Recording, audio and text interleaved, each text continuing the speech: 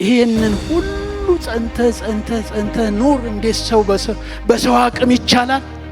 ይህ ዓለም ብዙ የሚፈትን ነገር አለው፣ የሚያታልል ነገር አለው፣ የሚስበው የራሱ ነገር አለው። እንዴት መጽናት ይቻላል? እነሆ የዓለምን ኃጢአት የሚያስወግድ የእግዚአብሔር በግ፣ የዓለምን ኃጢአት የሚያስወግድ የእግዚአብሔር በግ ይሰማል ይለዋል። እስቲ ደግመ በል፣ የዓለምን ኃጢአት የሚያስወግድ የእግዚአብሔር በግ። ምንድነው የሚገተኝ? ውስኪ ቀዳል በእኔ አቅም እንዴት አድርጌ ወዲያው እንደደረስኩ በጌታ ፊት የገባሁት ቃል ምን ነበር?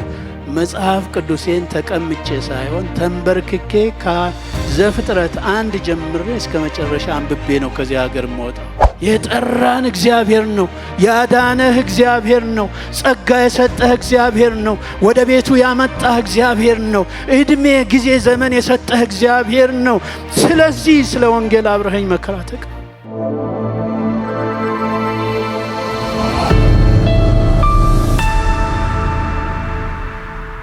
እግዚአብሔር እናመሰግናለን ስለ ሁሉ። እንደምን አደራችሁ? ወደ ሌላ ከመሄዴ በፊት እንግዲህ ካለኝ አደራ ኃላፊነት አንጻር የኢትዮጵያ ወንጌል አማኞች አብያተ ክርስቲያናት ካውንስል ከሁሉም ሰላምታ ላቀርብላችሁ ወዳለሁ። በዚህ በቆይታችንም እግዚአብሔር መልካም ጊዜ ሰጥቶናል። ያው እንግዲህ የነበረው እየለቀቀ እየተተካኩ መሄድ ያለ ነገር ነው። አንዳንዶቻችን ወደን ፈቅደን ነው፣ አንዳንዴ ደግሞ እንገፋለን። ስለዚህ እዚህ መገፋት የለም። ከኔ ጀምሮ የገፋኝ የለም። ወድጄ ፈቅጄ በቃ ብዬ ሰጥቼ ነው የሄድኩኝ። በእርግጥ ከዚያ በፊት ካልቹ አቅምሳችሁኛል። እሱ ምንም ችግር የለውም። ስለሱ እሱ ችግር የለውም እና ግን እዚህ እግዚአብሔር አድርሶናል። ክብር ለእግዚአብሔር ይሁን። ሁለተኛ ጢሞቴዎስ ምዕራፍ 3:10 እንደዚህ ይላል የእግዚአብሔር ቃል። አንተ ግን ትምህርቴንና አካሄዴን፣ ሐሳቤንም፣ እምነቴንም፣ ትዕግስቴንም፣ ፍቅሬንም፣ መጽናቴንም፣ ስደቴንም፣ መከራዬንም ተከተልህ። በአንጾኪያና በኢቆንያን በልስጥራንም የሆነብኝ የታገስሁትን ስደት ታውቃለህ። ጌታም ከሁሉ አዳነኝ። በእውነትም በክርስቶስ ኢየሱስ እግዚአብሔርን እየመሰሉ ሊኖሩ የሚወዱ ሁሉ ይሰደዳሉ። ነገር ግን ክፉዎች ሰዎችና አታላዮች እያሳቱና እየሳቱ በክፋት እየባሱ ይሄዳሉ። አንተ ግን በተማርህበትና በተረዳህበት ነገር ጸንተህ ኖር። ከማን እንደተማርከው ታውቃለህና ከሕፃንነትም ጀምረህ ክርስቶስ ኢየሱስን በማመን መዳን የሚገኝበትን ጥበብ ሊሰጡ የሚችሉትን ቅዱሳን መጻሕፍትን አውቀሃል። እግዚአብሔር ሰው ፍጹምና ለበጎ ሥራ ሁሉ የተዘጋጀ ይሆን ዘንድ የእግዚአብሔር መንፈስ ያለበት መጽሐፍ ሁሉ ለትምህርትና ለተግሣጽ፣ ልብንም ለማቅናት፣ በጽድቅም ላለው ምክር ደግሞ ይጠቅማል። አንተ ግን በተማርህበት ጸንተህ ኖር። ሃሌሉያ። አዎ በበጉ ዙፋን ፊት የምንዘምርበት ጊዜ አለ።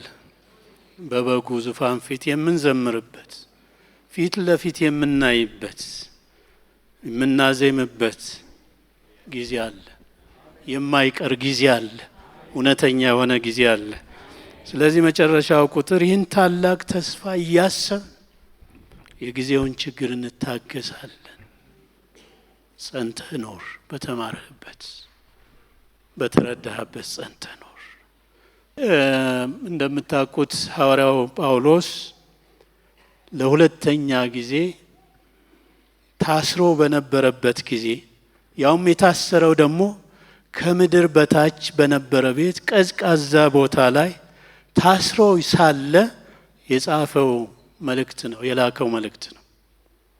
ያ መታሰርና በቀዝቃዛ በማይመች አስቸጋሪ እንግልት በበዛበት ውስጥ መቆየት ብቻ ሳይሆን ከጎኔ ይሆናሉ እኔ ጋ ናቸው ያላቸው ወገኖች ሳይቀር ትተውት ብቻውን የሆነበት ጊዜ ነበር። ብቻውን እንደ ፊሊጎስ፣ ሃርዎጌስ፣ ዴማስን የመሳሰሉት ሌሎችንም እዚህ የተጻፉም ያልተጻፉትንም ወስደን ብናይ ጳውሎስ ብቻውን በቅዝቃዜ ውስጥ ታስሮ ያለበት አስቸጋሪ ወቅት ላይ ለልጁ ለሚወደው ለጢሞቴዎስ ለሁለተኛ ጊዜ የጻፈው መልእክት ነው። እኔ ብሆን ኖሮ ምን አደርጋለሁ ብዬ አስብ ነበር። ይህንን ሳሰላስል ከጳውሎስ በዚህ ሰዓት የሚጠበቀው እንደኔ ቢሆን እባካችሁ ድረሱልኝ፣ ጸልዩልኝ፣ ከዚህ ነገር አስወጡኝ፣ ሸምግሉኝ፣ ደክሞኛል፣ ቅዝቃዜው በዝቶብኛል የሚል ጩኸት መጮህ ነበረበት። አላደረገም። ይገርመኛል። ሁሉን ታገሰ፣ ሁሉን ተሸከመ። ለሱ የሚከብደው የበዛበት የሚያስጨንቀው እረፍት የነሳው የሚያሳስበው ጉዳይ ቢኖር የወንጌል ጉዳይ፣ የጀመረው ወንጌል፣ አደራ የተቀበለው ወንጌል፣ ያን ሁሉ ዋጋ እንዲከፍል ያደረገው ወንጌል ቀጣይነት ምን ይሆን ብሎ ይጨነቅ የነበረ ሰው። ይገርም። እግዚአብሔር መቼም ጸጋን ሲያበዛ ይሆናል ብዬ አስባለሁ። ስለዚህ የሱ ምንድነው ያ ጀምሮት የነበረው የወንጌል አገልግሎት እንዲቀጥል እስራቱን፣ መከራውን፣ ስቃዩን ረሶ ማቀጣጠል ነበረበት። ቀሩኝ የሚላቸው ልጆች አሁንም ከኔ ጋር ናቸው የሚላቸውን ማነሳሳት፣ መገፋፋት፣ ማበረታታት ነበረበትና ለዚህ ነው ሁለተኛ ጢሞቴዎስን ዛሬ የምናየውን ክፍል የሚጽፈው ብዬ አምናለሁ። ወንጌሉ እንዳይደፈን በጢሞቴዎስ ውስጥ ያለውን እሳት ማነሳሳት ፈለገ። እንደውም ምዕራፍ 1 ላይ እዚሁ ሁለተኛው ጢሞቴዎስ ላይ ቁጥር 3 ጀምሮ ብታዩት ሌትና ቀን በልመናዬ ሳላቋርጥ ስለማስብህ እንደ አባቶቼ አድርጌ በንጹህ ሕሊና የማመልከውን እግዚአብሔርን አመሰግናለሁ። አንተን ስለማስብ። ለምንድን ነው የሚያስበው? የሰጠው የተቀበለውን አደራ እንዲቀጥል፣ እሳቱ እንዲቀጣጠል ያስበዋል። የማመልከው እግዚአብሔር አመሰግናለሁ አስባለሁ። እንባህን እያሰብኩ በደስታ ሞላ ዘንድ ላይህ ናፍቃለሁ። ባንተ ያለውን ግብዝነት የሌለበትን እምነትህን ይገርመኝ አስባለሁ። ጢሞቴዎስን በደንብ ያውቀዋል፣ ተረድቶታል። የእንባ ሰው ነው ጢሞቴዎስ። ጤናማውን መልእክት ቃል የያዘ ሰው ነው ጢሞቴዎስ። ወጣት ቢሆንም ጢሞቴዎስ በትክክለኛ መንገድ ላይ ያለ ሰው ነው። ይህ እምነትህ ቀድሞ በአያትህ በኋላም በእናትህ ነበረ፣ አሁንም በአንተ ደግሞ እንዳለ አውቃለሁ። ስለዚህ ምክንያት እሳት እንደሚያቀጣጥል ሰው እጆቼን በመጫኔ በአንተ ያለውን የእግዚአብሔርን ስጦታ እንድታነሳሳ አሳስብሃለሁ። እግዚአብሔር የኃይል፣ እግዚአብሔር የፍቅር፣ እግዚአብሔር ራስን የመግዛት መንፈስ እንጂ ፍርሃት አልሰጠንም። አነሳሳ። አለ እሳት። ያ እሳት ይነሳሳ። አታዳፍነው። ፍርሃት አያዝህ። አትጨነቅ። ለምን?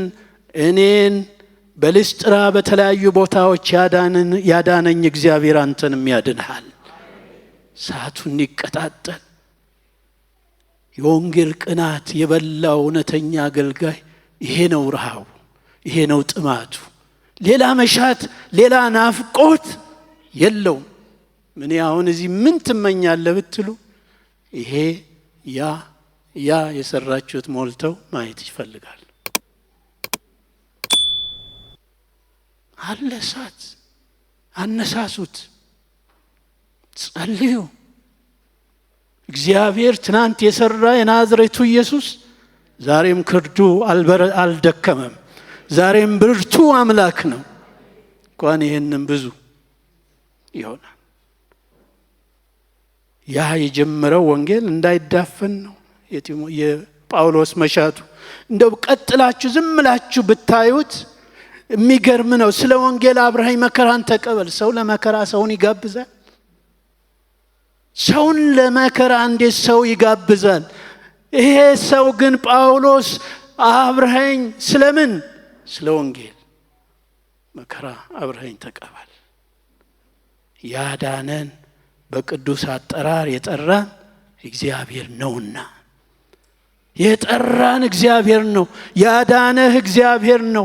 ጸጋ የሰጠህ እግዚአብሔር ነው። ወደ ቤቱ ያመጣህ እግዚአብሔር ነው። እድሜ ጊዜ ዘመን የሰጠህ እግዚአብሔር ነው። ስለዚህ ስለ ወንጌል አብረኸኝ መከራ ተቀበል። የእነዚህ ሰዎች አገልጋዮች የወንጌል ረሃብ፣ ጥማት፣ የውስጥ ናፍቆት ልብስ መቀየር፣ ጫማ መቀየር አይደለም። ወንጌል ከዚያ በላይ ነው። ከዚያ በላይ ነው። ከኔ የሰማውን ጤናማ ቃል ምሳሌ ያዝ። በየቦታው ሄዳችሁ ብታይ ማት ነገር ነው የሚናገር። በጣም እያነሳሳው እየገፋፋው ነው የሚሄደው። ምሳሌ ያዝ። ከኔ የሰማውን ጤናማ ቃል መልካሙን አደራ በእኛ በሚኖረው በመንፈስ ቅዱስ ጠብቅ። አደራ መጠበቅ የሚያስችል መንፈስ አለ። መንፈስ ቅዱስ በእሱ አደራን ጠብቅ። ምዕራፍ 2 ላይ ሄዶ አንተ በክርስቶስ ኢየሱስ ባለው ጸጋ በርታ። በወንጌል እንደምሰብከው ከሙታን የተነሳውን ከዳዊት ዘር የሆነውን ኢየሱስ ክርስቶስን አስብ፣ በርታ፣ አነሳሳ፣ አስብ። ሌላ አይደለም ማሰብ ያለብህ፣ አስብ። ለዓለም ከሚመች ከከንቱ መለፍለፍ ራቅ።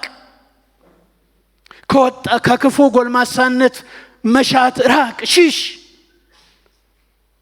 በንጹህ ልብ ጌታን ከሚጠሩ ጋር ግን ጽድቅን፣ እምነትን፣ ፍቅርን፣ ሰላምን አጥብቀህ ተከተል። በጣም ብዙ ነገር ማለት ይቻላል። ይህን ካለው በኋላ ሌላ ብዙ ነገር ካለው በኋላ ምዕራፍ 3 ላይ ሲመጣ አንድ ነገር እወቃለሁ። በመጨረሻው ዘመን የሚያስጨንቅ ዘመን ይመጣል። በመጨረሻው ቀን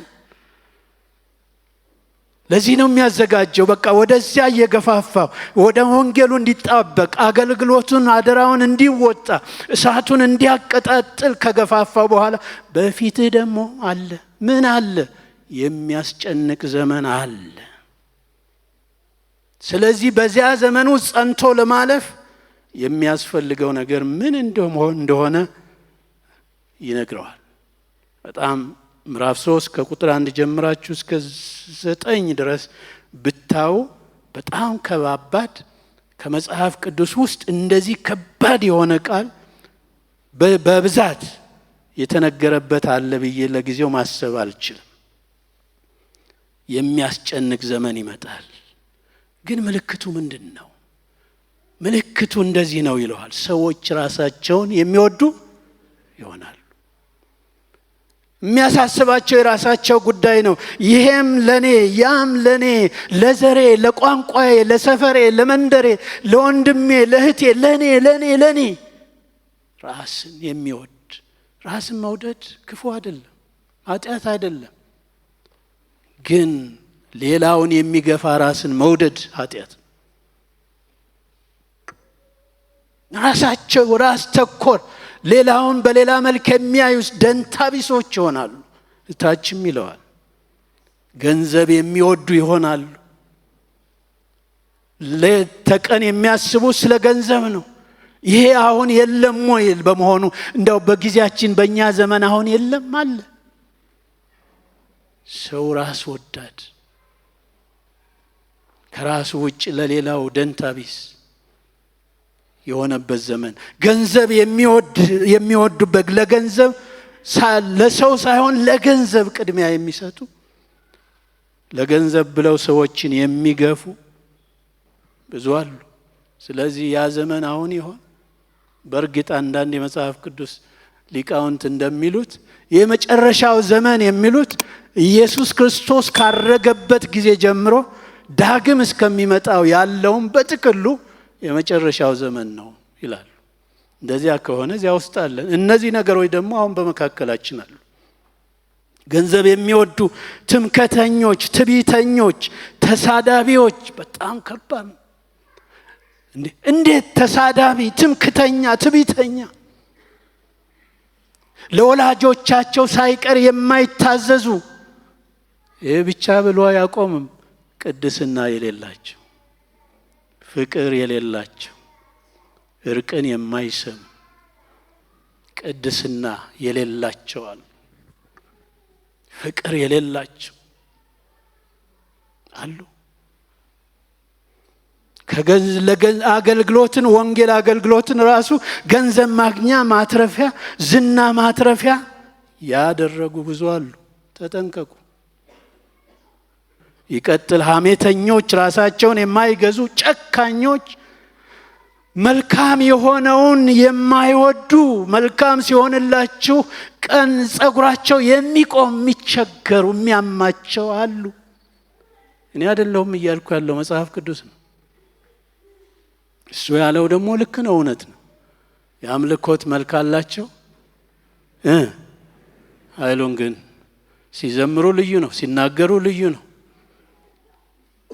በጣም ልዩ ነው። አቅም አላቸው፣ የመናገር ችሎታ አላቸው። ግን ምን ያደርጋል? ለተድላ ለሚያልፍ ነገር ነው ያ ሁሉ የሚሆነው። ስለዚህ ከነዚህ ደግሞ ራቅ። ሞኞች ሴቶችን ከሚማርኩ ከሚያታልሉ ራቅ። እምነትን ከጣሉ ከኢያኔስና ኢያቤሮስ ከመሳሰሉ ሰዎች ራቅ፣ ሽሽ። ለምን? መጨረሻቸው ምንድነው? ጥፋት። እንዳሰቡት ነገር ሁሉ የማይሆንላቸው ናቸው። ቅድም እንደዘመርነው በበጉ ዙፋን ፊት ከማይዘምሩት ውስጥ ስለሚሆኑ ከነዚህ ራቅ።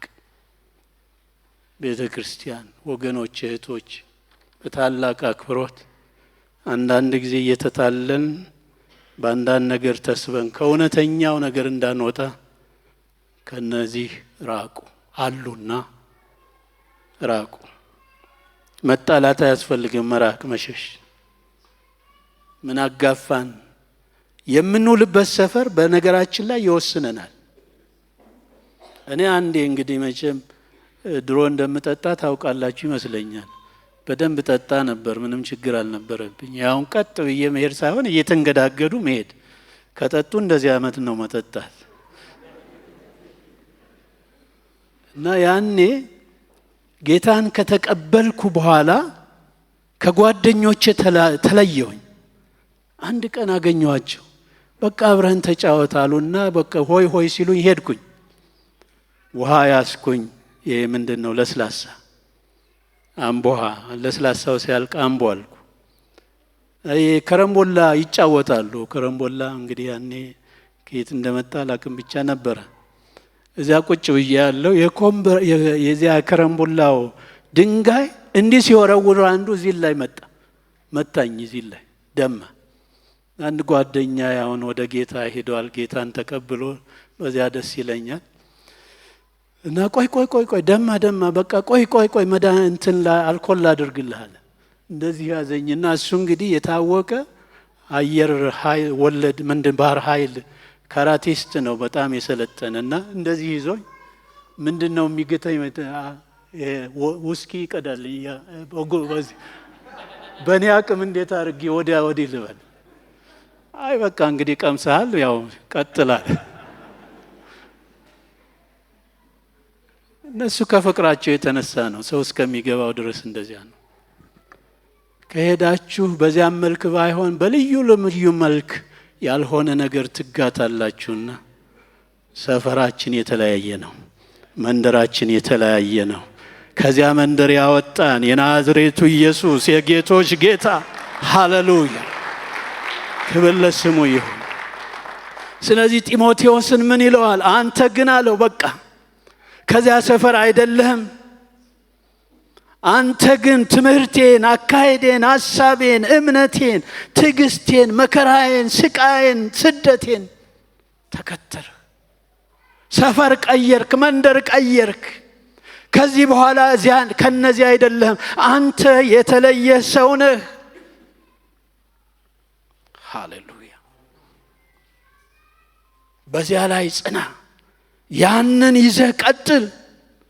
መከራው ስቃዩ ወደ ሌላ ሐሳብህ እንዳይበተን፣ ፍርሃት ከመስመር እንዳይወጣህ ጸንተህ ኑር።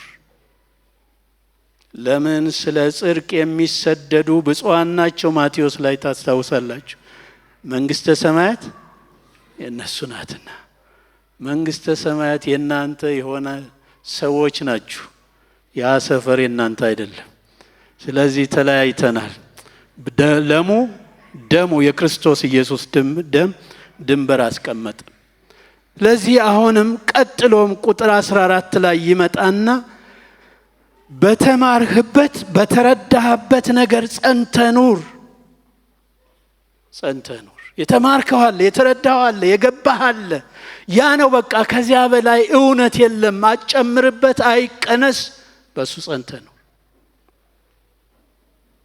ስለዚህ የተመረጣችሁ መሪዎችም ይሄው ነው። እንግሊዝ ሀገር ሄጄ መጀመሪያ ዌስትል ኮሌጅ በርሚንግሃም በሄድኩ ጊዜ ቸርች ማኔጅመንት ለማጥናት ነው የተላኩት። የዚያን ዓመት ወዲያው እንደደረስኩ በጌታ ፊት የገባሁት ቃል ምን ነበር? መጽሐፍ ቅዱሴን ተቀምጬ ሳይሆን ተንበርክኬ ከዘፍጥረት 1 ጀምሬ እስከ መጨረሻ አንብቤ ነው ከዚህ ሀገር የምወጣው ብዬ ነበር። እና እንዳልኩት ነው የሆነው። እንዳልኩት ሆነ። እና ይሄንን አንድ ቀን ስናገር እና ከዚያስ በኋላ ምን አደረክ? አሁንም እያነበብኩ ነው አልኩ። ምክንያቱም የሚያልቅ ነገር አይደለም። ገባን ብለን የምናቆመው ነገር አይደለም። የእግዚአብሔር ቃል ሁልጊዜ አዲስ ነገር አለው፣ የተለየ ነገር አለው። ስለዚህ በተማርክበት በዚያ ጸንተህ ኑር። የምትበላው የምትጠጣው ምግብ ቢኖር ይሄው ነው፣ ሌላ የለም።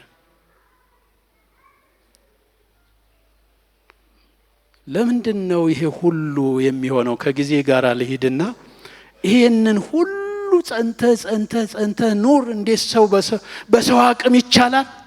ይህ ዓለም ብዙ የሚፈትን ነገር አለው፣ የሚያታልል ነገር አለው፣ የሚስበው የራሱ ነገር አለው።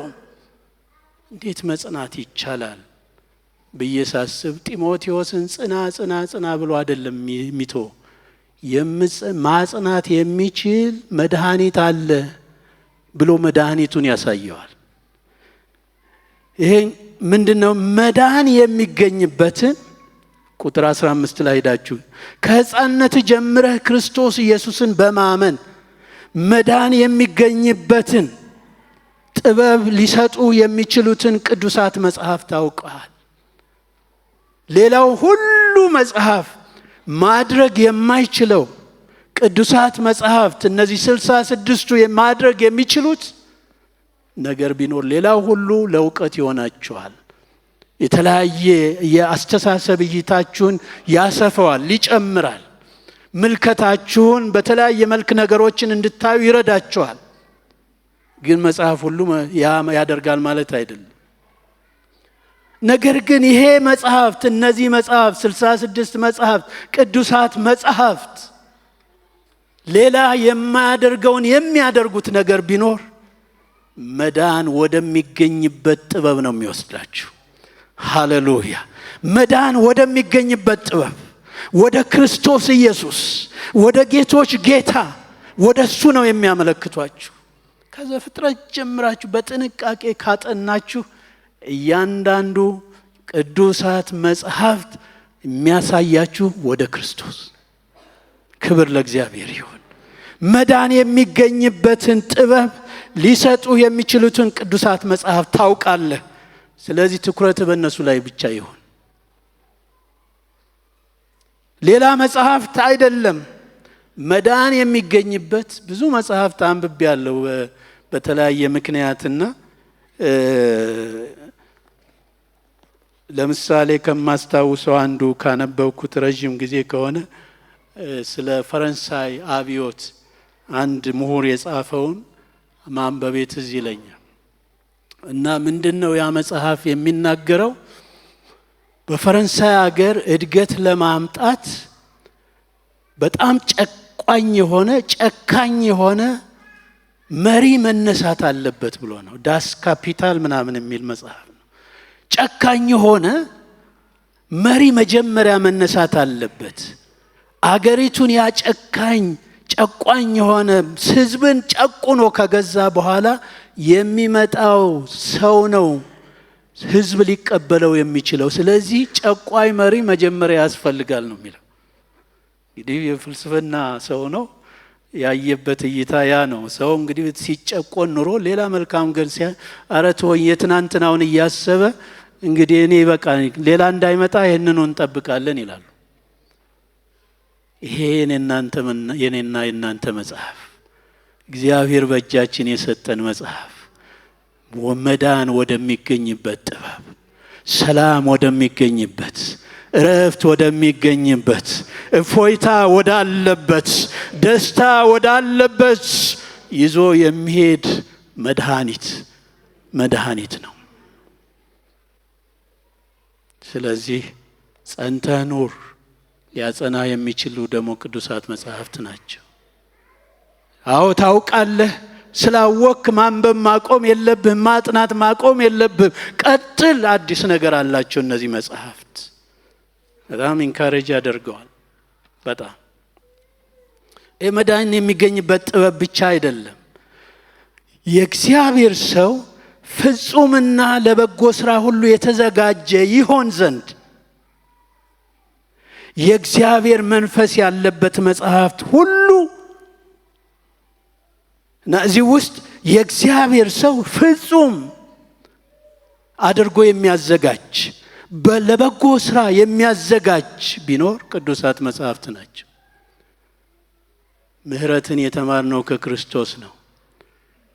ለሌላው መኖርን የተማርነው ከክርስቶስ ነው። ፍቅርን ያየነው እውነተኛውን ፍቅር፣ እኛ ፍቅር የምንለው ሌላ ነበር። እውነተኛው ፍቅር ያየነው ከክርስቶስ ነው፣ ከእግዚአብሔር ነው። ፍጹም ሆነን እንድንቆም የሚያደርጉ ለበጎ ስራ የሚያዘጋጁ መጽሐፍት ናቸው። በተማራችሁት በተረዳችሁበት ጸንታችሁ ቁሙ። ክብር ለእግዚአብሔር ይሁን። እነዚህ ምክንያቱ የእግዚአብሔር ቃል ሁሉ ነገር ያለው ነው። የምትፈልጉትን ነገር ማግኘት ትችላላችሁ። የእግዚአብሔር ሕግ ይላል መዝሙረኛው ራሱ ፍጹም ነው፣ ቃሉ ፍጹም ነው፣ ነፍስን ይመልሳል፣ ካልሆነ ነገር ይመልሳል፣ ከድካም ይመልሳል፣ ከሐዘን ይመልሳል፣ ከጸጸት ይመልሳል። ፍጹም ነው፣ ይመልሳል። ዕብራውያን ውስጥ ራሱ ስታዩ የእግዚአብሔር ቃል ሕያው ነው። ታስታውሳላችሁ፣ በቃላችሁ የምታውቁት ነው። የሚሰራ ሁለት አፍ ካለው ምንድነው ሰይፍ ሁሉ ይልቅ የተሳለ ነው። ምን ይላል? ነፍስን፣ መንፈስን፣ ጅማትን፣ ቅልጥምን እስከሚለይ ድረስ ይወጋል ይልና የልብን ሐሳብ ስሜት ምን ይላል? ይመረምራል።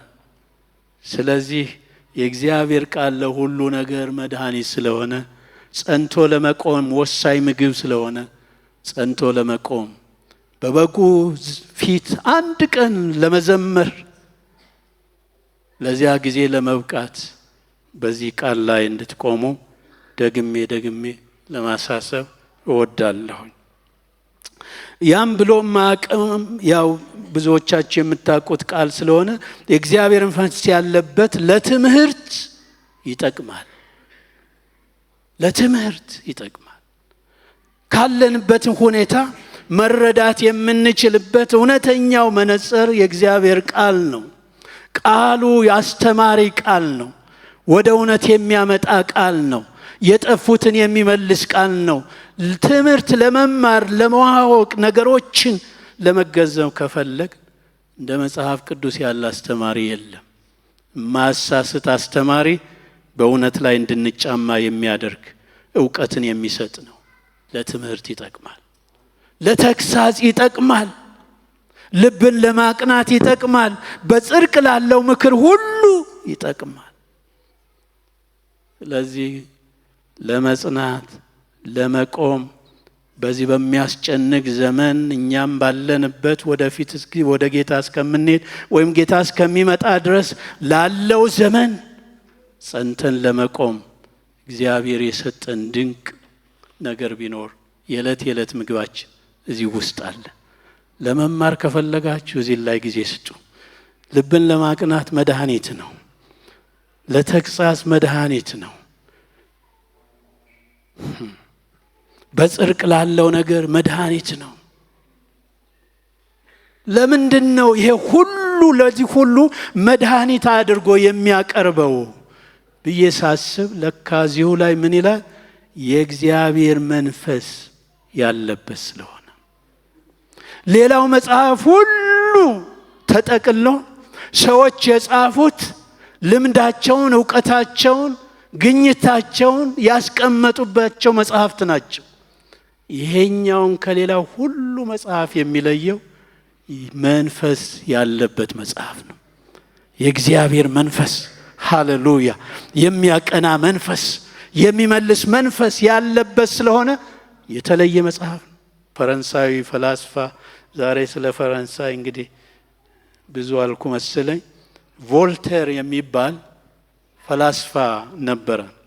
መጽሐፍ ቅዱስን አንድ ቀን በእጁ እንደዚህ እኔ እንዳያስኩት ይዞ ይህ መጽሐፍ ከ100 ዓመት በኋላ ተፈላጊነቱ ያከትማል፣ የሚመለከተው የለውም፣ የሚያየው የለውም ብሎ ተናገረ። ይህን ከተናገረ በኋላ ብዙ አልቆየም፣ ቶሎ ነው የሞተው። ከዚያ በኋላ ቤቱ እንግዲህ ታሪካዊ ስለሆነ ታዋቂ ሰው ስለነበረ ቤቱን መንግስት ለሽያጭ በጫራታ አቀረበው። ለጫራታ ሰዎች ተጫረቱ። ጫራታውን አሸንፎ የገዛው የፈረንሳይ መጽሐፍ ቅዱስ ማህበር ነበር። ከ100 ዓመት በኋላ ኦብሶሌት ምን ማያስፈልግ የማይጠቅም ይሆናል ያለው ቤት ውስጥ በሚሊዮን መጽሐፍ ቅዱስ ተባዝቶ ዓለምን አጥለቀለቀው፣ ሚሊዮኖችን ማረከ። ይህን መጽሐፍ ነገስታት ከነ ኔሮም ሌሎችም ሁሉ ለማጥፋት ብዙ ደክመዋል። ኮሚኒስቶች ከምድር ገጽ ለማጥፋት አቃጥለዋል፣ ብዙ ነገር አድርገዋል። ዘመናትን እያሸነፈ ድል እያደረገ የመጣው የእግዚአብሔር መንፈስ ስላለበት ነው። ክብር ለእግዚአብሔር። ዘመናትን ተሻክሮ የመጣ መጽሐፍት ብርቱ ነገር ስለሆነ እኔና እናንተንን ያሻግረናል፣ በበጉ ፊት ያቆመናል፣ ለዝማሬ ያበቃናል። በዚህ ላይ ጸንታችሁ ቁሙ፣ ጸንተን እንቁም። ምን ይሄ ብቻ? እኔ በጣም ብዙ ነገሮችን ማሰብ ይቻላል፣ ግን እሱ ብቻ አይደለም። በዚያ ቤት ብዙ ተሰራ። ይገርመኛል።